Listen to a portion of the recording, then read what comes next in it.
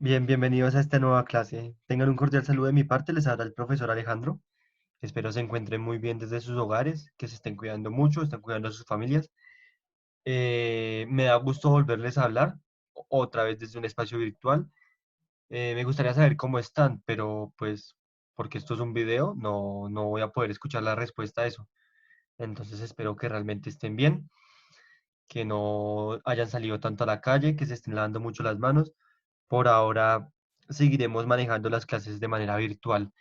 Me gustaría que se comprometan mucho con las clases virtuales, porque si nosotros no hacemos porque esto funcione, va a ser difícil que sí aprendamos. Y como la finalidad de estas sesiones virtuales es aprender, pues bueno, ya se entendió la idea. Bien, la última vez que nos reunimos de manera virtual, hicimos un pequeño repaso de lo que se hizo en el primer periodo, pero debido a que no todos los estudiantes participaron con esta última retroalimentación, entonces vamos a tener esta primera sesión virtual del periodo, donde pues van a aparecer poquitas cosas nuevas, realmente muy poquitas cosas nuevas, pero ya a partir de esto, a partir de lo que consolidemos hoy, inicia un verdadero trabajo más fuerte, mucho más riguroso que el que se realizó en el primer periodo, mucho más matemático y formal, que aunque esto es estadística investigativa, no debemos olvidar que la estadística es una rama de las matemáticas y por lo tanto también tiene sus operaciones y demás. ¿Listo? Entonces, con mucho ánimo vamos a empezar este pequeño encuentro y lo primero que vamos a hacer es revisar lo que hicimos, ¿no? Dentro del trabajo que hicimos en las clases, trabajamos dos tipos de variables. Esto no se explicitó, pero trabajamos dos tipos de variables, ¿cierto? El primer tipo de variable, perdón, variable de tipo cualitativa, ¿cierto? Segundo tipo de variable, variables de tipo cuantitativo. Esto lo podemos resumir, y aquí está el resumen. ¿Listo? No se los leo porque pues ustedes lo pueden leer, entonces no hay necesidad. Si nos fijamos, los tipos de variables también se clasifican según los tipos de escalas, las escalas que trabajamos. ¿Vale? Entonces encontramos dos tipos de variables, cualitativa o cuantitativa, y a su vez estas variables se dividen en dos, nominales, ordinales, cuantitativas o numéricas, perdón, discretas o continuas, ¿vale? Con esto en mente, nosotros podemos remitirnos a los ejemplos que hacíamos en las clases, ¿se acuerdan? Cuando hablábamos de las encuestas que habíamos hecho y que cómo ordenábamos las preguntas, pues bueno, esa clase de variables son de tipo nominal. ¿Por qué? Pues porque no las podíamos ordenar. Me acuerdo que trabajábamos las respuestas de sí, no, tal vez, que intentamos hacer una clasificación de respuestas. Bien, esas entran aquí, nominales, porque solo podemos dar una clasificación, pero no las podemos ordenar, digamos, estrictamente. Permítame un momento, se me olvidó. Listo, ahora sí. Bien, con este trabajo de tipo de variables, nosotros podemos llegar a unas escalas de medición. ¿Cómo así escalas de medición? Pues utilizamos una escala determinada para poder hacer operaciones matemáticas, bueno, estadístico-matemáticas, con estos datos que hemos encontrado. Ya lo habíamos dicho, nominal, no las podemos ordenar porque simplemente son palabras muy puntuales. Por ejemplo, masculino, femenino. ¿Cómo ordenamos masculino y femenino? ¿Primero masculino y luego femenino? No tiene sentido, ¿vale? Eh, Siguiente tipo de escala, escala ordinal. Esta escala sí la podemos ordenar, pero el orden ya lo tiene preestablecido lo que estemos preguntando. Un ejemplo de esto es el nivel socioeconómico. Aquí nos ponen bajo, medio y alto, pero sabemos que en nuestro país está por estratos de primero, segundo, tercero y así. En Bogotá existe hasta el estrato 7, conozco yo. No sé si alguien conozca uno más elevado que ese. ¿Listo? Y también existe el estrato 0, ¿vale? Entonces digamos que en el ordinal podemos ordenar, pero el orden que establecemos ya está dado por el mismo tipo de variable que hayamos escogido. Estas son categóricas. ¿Cómo así categóricas? Hacemos las divisiones. Listo. Estas son categóricas, es decir, nos hablan de una característica, ¿listo? Ahora vamos a hablar de las numéricas. Las numéricas son más interesantes y son, digamos, las que nos gustaría trabajar la mayoría del tiempo. Conocemos las de intervalo. Las de intervalo, estas están dadas dentro de un rango de posibilidades. Por ejemplo, la temperatura en grados Fahrenheit va desde los 0 grados, ¿cierto? 0 grados Fahrenheit hasta creo que 687, pero no me crean esta parte. Este dato sí no es exacto. Podemos buscarlo rápidamente. Ah, no, qué pena con ustedes. Esta escala de medición no tiene límite, pero va desde los 0 grados Fahrenheit hacia arriba. No tiene límite. ¿Listo? Otro ejemplo, la calificación de un examen. La calificación de un examen sí está dada dentro de un rango. A veces calificamos de 0 a 10, de 0 a 100, de 1 a 5, como se hace en el colegio, ¿vale? Entonces, estas están dadas por un rango definido. Ya entrando más en las formales, en las más interesantes de todas, que son las formales, encontramos las de razón o de relación. Estatura, peso, distancia, estas ya son magnitudes. Ya sabemos que las magnitudes solo pueden ser positivas, no hay magnitudes negativas. Y si encontramos una magnitud negativa, ese símbolo negativo nos indica la dirección. Por ejemplo, la velocidad es una magnitud, la velocidad es una magnitud que solo puede ser positivo el valor. Uno no puede ir a, digamos, por ejemplo, a -8 km/h. No tiene sentido. Pero si nosotros interpretamos que vamos a una velocidad de 8 km/h en una dirección negativa, vamos a entender que estamos dirigiéndonos en la dirección de izquierda, perdón, de derecha a izquierda. Si aquí esto fuera positivo, o sea, sería de izquierda a derecha, ¿vale? En las magnitudes, el símbolo nos indica la dirección. Y también existen otro tipo de escala de medición dentro de la numérica que denominamos absoluta, que es un valor puntual, no cambia. ¿Listo? Este valor puntual que no cambia, a veces entra aquí mismo o a veces entra aquí mismo, depende del tipo de estudio que estemos realizando, ¿vale? Todos estos datos que nosotros encontremos, todos estos datos que nosotros logremos representar, lo hacemos a través de diferentes tipos de representaciones gráficas. Por ejemplo, si nosotros abrimos aquí Excel, ¿cierto? Vamos a poder encontrar diferentes tipos de gráficos, de columnas, ¿cierto? Estos que también tienen su propio uso.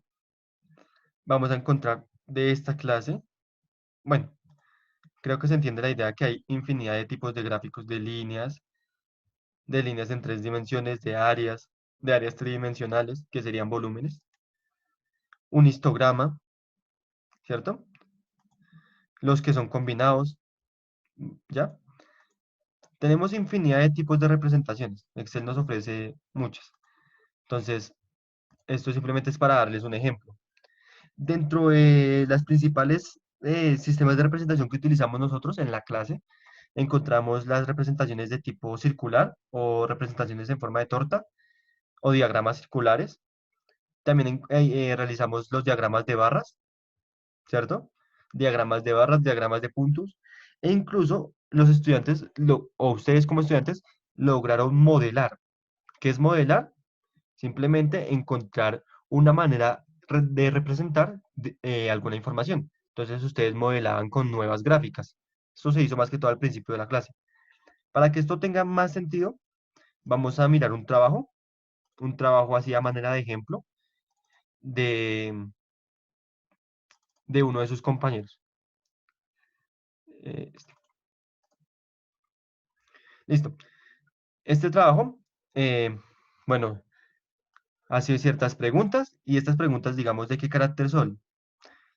Teniendo esto en cuenta, ¿de qué carácter son ese tipo de datos que encontramos? Bien, si nos fijamos, sí, no, depende algunas veces, esto no lo podemos ordenar y simplemente son respuestas exactas, sería nominal, ¿cierto? Y de hecho, la mayoría de las preguntas que encontramos de este tipo son de carácter nominal. Casi siempre en las encuestas, digamos, encuestas muy puntuales, muy directas, que buscan saber algo en concreto, vamos a encontrar preguntas de carácter nominal, ¿vale? Encontramos también que estas preguntas de carácter nominal, estas, digamos, hagamos el ejemplo con esta, nos dan ciertos datos. ¿Y cuáles son estos datos? Aquí los tenemos. El sí lo tenemos 8 veces, entonces sí, sí, sí, sí. ¿Cuántos vamos? Vamos 5, 5, 6, 7 y 8, ¿cierto? Sí, 8. El no, ¿cuántas veces lo tenemos? Lo tenemos 10 veces. No, no. Bueno, y creo que ya se entendió la idea. Así sucesivamente hasta que completemos los 10 nos. Van ahí, van 6. O sea que nos faltarían 4, ¿cierto? Listo, 4 más. Depende, pongámosle D y algunas veces pongámosle A. Entonces tenemos estos datos, ¿cierto? Estos son los datos que nos arrojó nuestra encuesta, o bueno, la encuesta de la compañera. Nosotros podemos representar estos datos. Por ejemplo, la compañera los representa haciendo uso, fijémonos en la primera pregunta nomás, la compañera los representa haciendo uso de un gráfico de barras. Esta información, ¿listo? Esta primera pregunta es representada mediante este gráfico de barras. Fijémonos que cada dato se acumula en la gráfica de barras, lo representamos y podemos leer. Aquí podríamos reemplazar. Ah, es una imagen. Bueno, la pregunta 1 es esta. La iba a reemplazar, pero no se pudo. ¿Sí? Bastante sencillo. Esto es muy, muy sencillo. Todos lo podemos hacer y lo hacemos muy rápido y nos queda muy bien. Al mismo tiempo, esta clase de preguntas, ¿cierto? Con este tipo de datos, nosotros podemos hacerle unos estudios estadísticos, unas operaciones estadísticas. ¿Cuáles son esas operaciones estadísticas? Bien, nosotros reconocemos por lo menos tres. Uno es la mediana. ¿Qué es la mediana? Fácil, el dato que se encuentra en el centro, ¿cierto? En este caso, el dato que se encuentra en el centro va a ser más o menos este, ¿cierto? Ese. Ahora, ¿qué pasa si yo tengo esto acomodado de una manera diferente? ¿El dato cambia? Una muy buena pregunta. Si yo tengo acomodado esto de una manera completamente diferente, ¿qué tal así? ¿El dato cambia? No, en este caso no. Pero en otros casos, por ejemplo, aquí en este, bueno, son preguntas muy cerradas. Sí, pero con este sí. Por ejemplo, en este, el dato va a cambiar, depende de cómo yo lo acomode. Claro, si yo acomodo primero el uno, luego este que son 2 y luego este que son 8, el dato central, el dato de la mediana, me va a dar este, me va a dar un sí. Pero si yo acomodo el no y luego le pongo el de pronto y luego el nunca y luego el sí, el dato de la mediana me va a dar un no. ¿Se dan cuenta que según el orden va a cambiar el valor de la mediana? Eso no tiene tanto sentido. La mediana debería ser el mismo en todos los casos. ¿Sí? Entonces, estas son cositas para que nos empecemos a preguntar. Entonces, ya habíamos dicho mediana, valor central. O bueno, no valor, sino más bien dato central. Otra operación estadística que ya conocemos es la media. ¿Y qué es la media? La media lo habíamos dicho claramente como el promedio. O también lo podemos llamar media aritmética. O lo podemos describir como la suma de los datos dividido entre la cantidad total de datos. Pero ¿qué sucede? No podemos obtener la media de este tipo de preguntas porque son de carácter nominal. Y las preguntas o las variables de tipo nominal no me permiten realizar la media. ¿Listo? Entonces, esto es a tenerlo bien en cuenta. Aquí falta una N. ¿Vale? También habíamos hablado, bueno, podemos recordarnos acerca del rango, ¿no? Y hablar del rango como las, ¿cómo lo explicamos de manera sencilla? Así. Cuando hablamos del rango, podemos decir que nuestros datos están agrupados dentro de un intervalo de datos, ¿sí? Va desde el no hasta el a, que es a veces, pasando por el sí y por el depende, ¿cierto? Eso es el rango. Va a ser nuestro espacio en el cual encontramos los datos que estamos trabajando. ¿Listo? Bien. Continuando, también encontramos otra operación estadística, que esta es de las más clásicas, la moda. Y la moda es muy sencilla porque decimos simplemente que es el dato que más se repite. En este caso, el dato que más se repite va a ser no. Y no importa el orden, porque siempre va a ser el no el dato que más se repite, porque es el mayor. ¿Sí se dan cuenta? Por ejemplo, con otra pregunta. Por ejemplo, en esta. Aquí la moda no va a cambiar, va a seguir siendo el no, no importa el orden que tomemos. La moda va a seguir siendo esa. Lo mismo aquí, el sí va a seguir siendo la moda en esta tercera pregunta. Lo mismo aquí en la segunda pregunta, la A va a seguir siendo la moda. Si soy claro en esta parte, entonces quiero que nos fijemos aquí con esta tablita que hizo la compañera, que encontramos que la media, ya sabemos el promedio. Mediana, el dato central. Moda, el dato que más se repite. El rango, pues bueno, desde dónde hasta dónde tengo que tomar mis datos.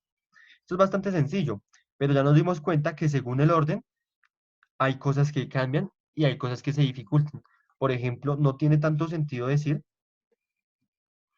que el rango va a estar dado por esta, de aquí, desde el no hasta la veces. Porque si yo acomodo de una manera distinta, la veces que quede primeras y el depende que quede últimas, el rango va a ser este, ¿cierto? Y va a cambiar. No debería cambiar. No importa el orden, no debería cambiar. ¿Esto qué nos lleva a concluir? Pues vamos a decir primeramente que estos datos no están ordenados, ¿cierto? Y no los hemos podido ordenar. Tenemos que encontrar una manera de ordenarlos. ¿Listo? Entonces, todo este trabajo que hemos hecho en este primer periodo es para la primer parte de los datos. Vamos a ponerlo aquí bien grande. Vamos a ponerlo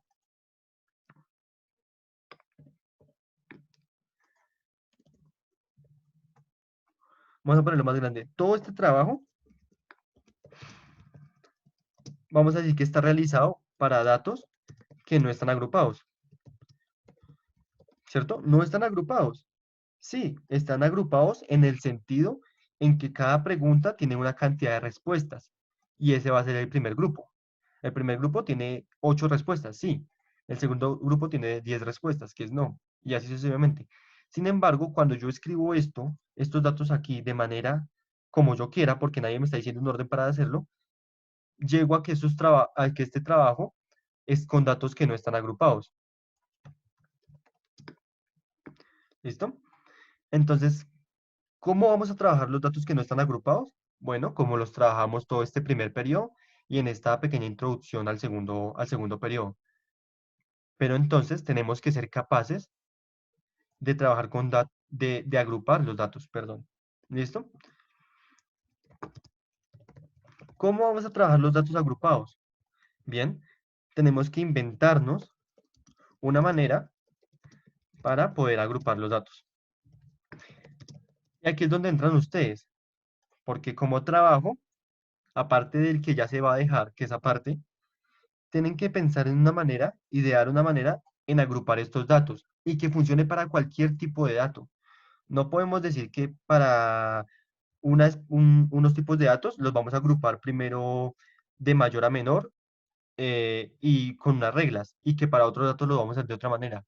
No, tenemos que agrupar cualquier clase de dato en un mismo conjunto de datos. Entonces, para esto tenemos que innovar, pensar. ¿Listo? Pero este trabajo con datos agrupados es lo que se va a desarrollar en el segundo periodo. Tengamos en cuenta que hasta el momento, todo lo que hemos hecho en el primer periodo y en este pequeño video ha sido en relación a datos que no están agrupados. Pero cuando agrupamos los datos, vamos a poder trabajar cosas, bueno, más nuevas, diferentes. ¿Listo? Esto a pequeña manera de introducción al segundo periodo. Dentro de este segundo periodo vamos a empezar a trabajar los datos agrupados. Por ahora, ustedes tendrán que idear una manera para agrupar datos que se cumpla para cualquier tipo de datos, para cualquier tipo de encuesta, y más adelante, prontamente se comunicará el trabajo respectivo a este video. ¿Listo? Tengamos en cuenta que los datos que se agrupan, o la manera en que agrupamos los datos, mejor dicho, tiene que estar dada por ciertas reglas. ¿Listo? No podemos ser absurdos en las reglas que coloquemos, sino en reglas bien establecidas, bien construidas. ¿Vale? Eso sería todo. Este video se hace bastante corto para hacer la primera sesión, pero es que prontamente vamos a tener un espacio de retroalimentación en el que vamos a desarrollar mejor estas ideas. Tengamos en cuenta que una clase virtual implica que los estudiantes también participen de manera virtual. Entonces, este primer abrebocas es la primera parte de esta sesión virtual. Ya cuando nos reunamos en una clase virtual, vamos a tener la segunda parte. Por ahora piensen y den una manera de agrupar datos, una manera que esté dada por reglas, unas reglas estrictas que se cumplan para cualquier tipo de dato, ¿vale? Eso sería todo por este video. Prontamente nos estaremos comunicando, estaremos hablando y estaremos reflexionando sobre el trabajo que se nos viene, que es bastante interesante. ¿Listo?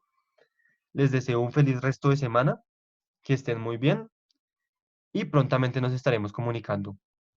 Bueno, se cuidan. Chao.